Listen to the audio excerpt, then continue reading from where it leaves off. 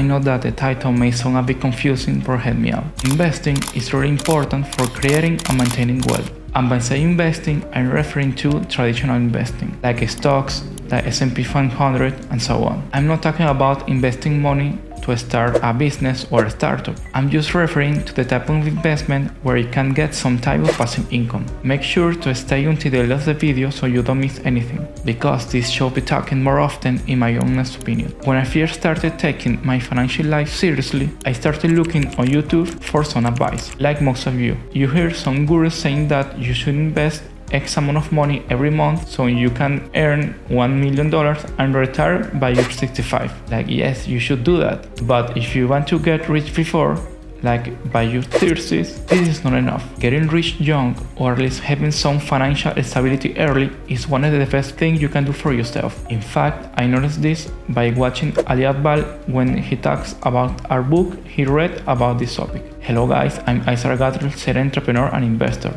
If you like the video, please subscribe to the channel and hit the like button. This way we can beat the algorithm and reach more people. Don't get me wrong, investing in the S&P 500 is considered good advice, and I'm doing it in a monthly basis. But if you are just starting out and your income is low, investing in this type of investment are not the optimal thing to do. I know that the earlier you start investing, the better, but the first thing you need to do is to increase your income. Don't overthink this too much. You can and should invest every month some money into stocks, but your best income should be your number one priority. This way you can retire early and enjoy your life. Getting 10% return annually will compound over time, but it will not make you rich early. Funding a company or having a good salary will. Not only that, if your income is low, it will be difficult for you to invest. I just stopped investing because I had other priorities to cover. For example, if you only have $1,000 in your bank account